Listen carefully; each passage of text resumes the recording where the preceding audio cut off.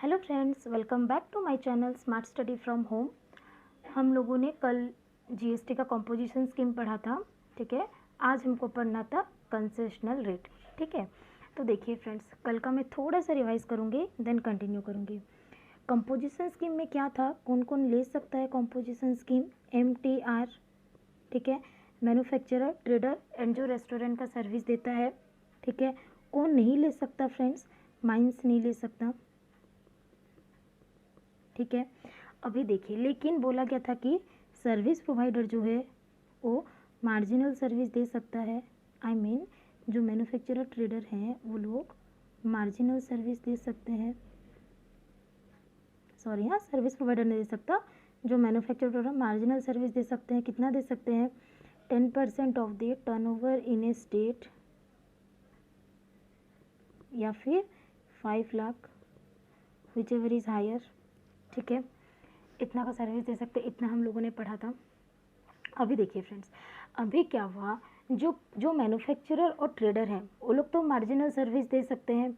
जो रेस्टोरेंट वाला है वो भी सर्विस दे दिया अपना सर्विस, और रेस्टोरेंट तो आप अनलिमिटेड दे सकते हो, रेस्टोरेंट वाला सर्विस। मैन्युफैक्चरर और ट्रेडर भी वो सर्विस अनलिमिटेड दे सकते हैं। लेकिन जो प्रॉपर सर्विस प्रोवाइडर है फ्रेंड्स, वो कंपोजिशन स्कीम ले ही नहीं सकता, ठीक है। सपोज अभी, लेकिन इसका मतलब ये थोड़ी कि जितने भी सर्विस प्रोवाइडर है उनका टर्नओवर बेस्ड बिजनेस होता ही नहीं है, कि उनको 20 लाख 10 लाख हो गया उनका टर्नओवर, तो उनको रजिस्ट्रेशन लेना ही है सेक्शन 22 में, ठीक है। तो यहाँ पे एक अभी नोटिफिकेशन आया, फेब 2019 में आया था, 2019 में, ठीक है।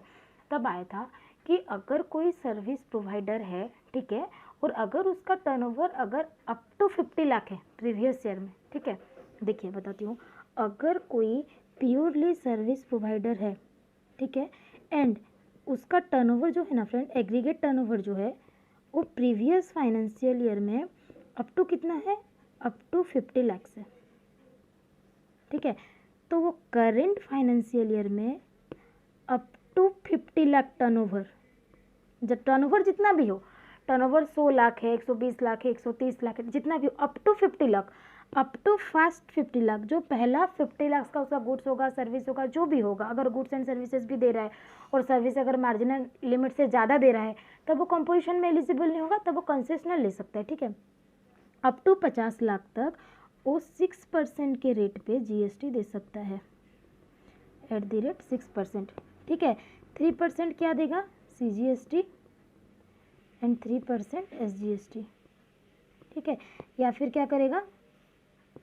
6% IGST, ठीक है। फर्स्ट सप्लाई पे, फर्स्ट 50 लाख के सप्लाई पे देगा। फॉर एग्जांपल देखिए, सपोज मेरा प्रीवियस फाइनेंशियल ईयर का सप्लाई सपोज 40 लाख था, सर्विस था।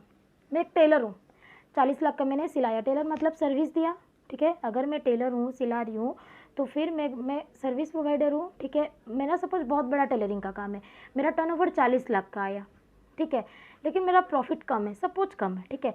लेकिन मैं कंपोजिशन स्कीम नहीं ले सकती फ्रेंड्स। कंपोजिशन स्कीम में क्यों नहीं ले सकती? बिकॉज मैं सर्विस प्रोवाइडर हूँ, अदर देन रेस्ट्रो को छोड़ के अगर कोई सर्विस प्रोवाइडर है तो कंपोजिशन स्कीम तो नहीं ले सकता। तो मैं कंसेशनल रेट, यहाँ पे कंसेशनल रेट पे मैं यहाँ पे जीएसटी दे सकती हूँ, ठीक है। मेरा प्रीवियस फाइनेंशियल ईयर का अगर टर्नओवर 40 लाख से है तो 50 लाख से कम हुआ, अप टू 50 लाख हुआ, तो मैं क्या करेंट फाइनेंशियल ईयर पे कंसेशनल रेट पे टैक्स दे सकती हूँ, ठीक है। सपोज मेरा करेंट फाइनेंशियल ईयर का टर्नओवर फ्रेंड्स 70 लाख से, सपोज 70 लाख से, ठीक है। तो 70 लाख से होगा तो क्या होगा? अप टू 50 लाख, ठीक है। अप टू 50 लाख में 6% के रेट पे जीएसटी दूंगी, ठीक है। बाकी जो बचेगा 20 लाख फ्रेंड्स, 70 माइनस 50, ठीक है। बाकी जो 20 लाख बचेगा उस पर आपको नॉर्मल रेट पे टैक्स देना पड़ेगा, ठीक है फ्रेंड्स। उस पर आपको नॉर्मल रेट पे ही टैक्स देना पड़ेगा up to first 50 lakh. First 50 lakh से सप्लाई पे आप कंसेशनल रेट पे ड्यूटी दे सकते हो। एंड ये 6% तक भी आपको आईटीसी नहीं मिलेगा, हम आपके आईटीसी चैप्टर पे पढ़ेंगे। कंपोजिशन स्कीम को जो रूल एप्लीकेबल है, कंसेशनल रेट को भी वही रेट एप्लीकेबल है, बस वहाँ पे लिमिट आपका 75 एंड 1.5 था, और यहाँ पे आपका लिमिट 50 लाख कर दिया है सर्विस प्रोवाइडर के लिए। समझ में आ रहा है? एंड यहाँ पे कोई भी स्टेट वाइज लिमिट नहीं है, 50 लाख मतलब 50 लाख, एनी स्टेट एनीवेयर, ठीक है। देखिए, लेकिन अभी ट्विस्ट क्या है, आपका करंट फाइनेंशियल में 70 लाख हो गया, तो आप नेक्स्ट फाइनेंशियल ईयर में फ्रेंड्स, नेक्स्ट फाइनेंशियल ईयर में आप कंसेशनल रेट के लिए और एलिजिबल नहीं रहेंगे, क्योंकि आपका इस साल का टर्नओवर ग्रेटर देन 50 हो गया ना, तो फिर आपको नेक्स्ट ईयर क्या नॉर्मल रेट लगेगा।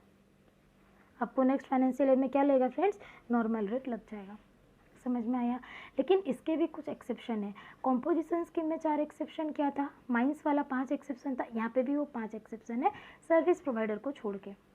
वो CTP NRTP है, सर्विस प्रोवाइडर नहीं, माइन है, माइंस नहीं है, माइन है MINE प्लस CTP NRTP। देखिए फ्रेंड्स, अगर कोई डायरेक्टली मेरा ये वीडियो देख रहा है तो आप प्लीज़ इसका प्रीवियस वीडियो देखिए कॉम्पोजिशन स्कीम वाला, बिकॉज उससे 100% रिलेटेड है ये। ठीक है, कल थोड़ा वक्त हो गया था तो मैंने ये कंप्लीट नहीं किया। ठीक है, उससे रिलेटेड है, आप पहले वो देखिए तभी आप ये वीडियो देखेंगे तो आपको समझ में आएगा।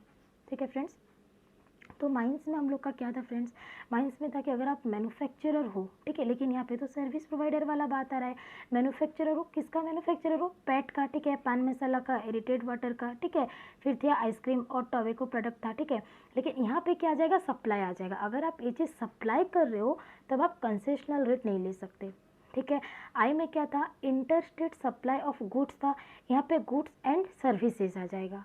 ठीक है, एन में क्या था, नॉन टैक्सेबल गुड्स सप्लाई कर रहे हो, अगर आप यहाँ पे नॉन टैक्सेबल सर्विस दे रहे हो। ठीक है, अभी देखिए फ्रेंड्स, जब आपका इंटरस्टेट सप्लाई अलाउड ही नहीं है, ठीक है, ट्विस्ट, जब आपका इंटरस्टेट सप्लाई अलाउड ही नहीं है तो फिर आपका IGST आएगा क्या, यहाँ पे IGST नहीं आएगा, क्योंकि इंटरस्टेट सप्लाई ही नहीं होगा ना फ्रेंड्स। माइंस हो गया आपका एक्सेप्शन, जब इंटरस्टेट सप्लाई ही नहीं है तो IGST नहीं आएगा, ओनली 3% CGST एंड SGST आएगा, इसलिए मैंने आपको पहले नहीं बताया। ठीक है, अभी समझ में आया क्यों नहीं आएगा IGST। आगे देखो, एन में क्या था, नॉन टैक्सेबल गुड सप्लाई कर रहे हो, अगर आप यहाँ पे नॉन टैक्सेबल सर्विस दे रहे हो। ठीक है, एंड एस पे सर्विस प्रोवाइडर था, ई पे था ई कॉमर्स ऑपरेटर के थ्रू दे रहे हो, यहाँ पे ई कॉमर्स ऑपरेटर के थ्रू सर्विस आ जाएगा। ठीक है, और आपका एस में था सर्विस प्रोवाइडर, तो सर्विस प्रोवाइडर हट जाएगा क्योंकि सर्विस प्रोवाइडर के लिए ही ये है। ठीक है, ओनली CTP एंड NRTP आएगा। आप प्रीवियस वीडियो देखिए, आपको क्लियरली समझ में आएगा। ठीक है, यही लोग एलिजिबल नहीं है, एंड जो कंसेशनल रेट पे टैक्स देगा वो भी कंपोजिशन स्कीम में जैसे बिल ऑफ सप्लाई इशू होता है, ये लोग भी बिल ऑफ सप्लाई देंगे, टैक्स इनवॉइस नहीं दे सकते अप टू 50 लाख तक, उसके बाद दे सकते हैं। ठीक है, उसके बाद दे सकते हैं, लेकिन 50 लाख तक आप बिल ऑफ सप्लाई इशू करोगे। ठीक है, आप टैक्स इनवॉइस नहीं दे सकते, ITC नहीं ले सकते, कि टैक्स चार्ज भी नहीं कर सकते, एकदम सेम टू सेम में डिट्टो है। ठीक है फ्रेंड्स, एक बार बुक से रीड करते हैं, आपको ज़्यादा क्लियर समझ में आएगा।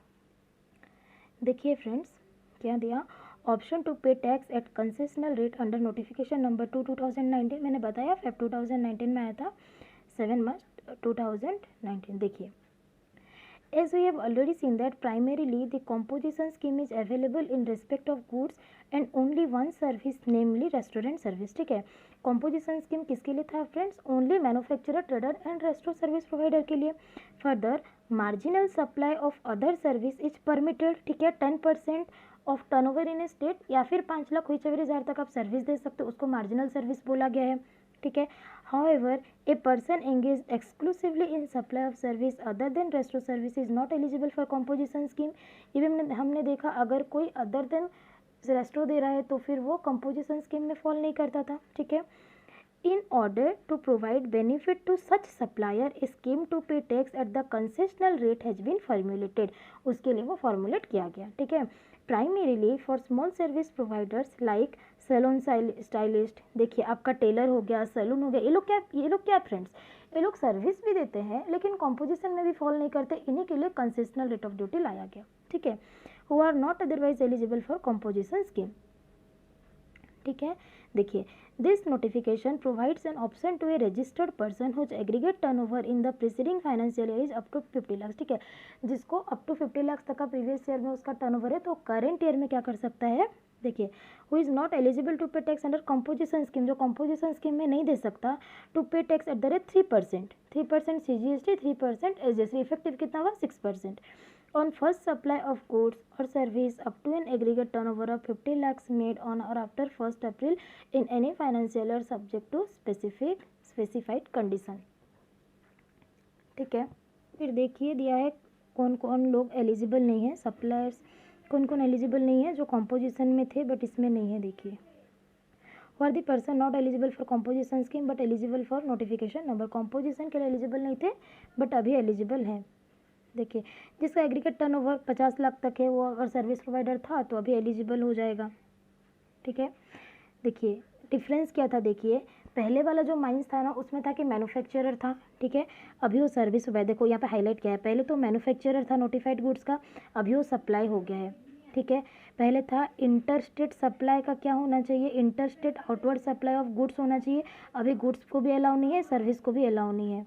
ठीक है, देन बोला गया who is not available tax on this side under composition scheme restriction is only for supply of goods not available to tax। ठीक है, ओनली नॉन टैक्सेबल गुड्स का था कॉम्पोजिशन स्कीम में, अभी क्या है only non taxable goods plus non taxable services, जो कि मैंने ऑलरेडी बता दिया है, बस बुक का एक बार आप रीड कर लीजिए, क्लियर हो जाएगा। ठीक है, फिर दिया the registered person shall not collect any tax from the recipient on supplies made by him not shall entitle to credit on input.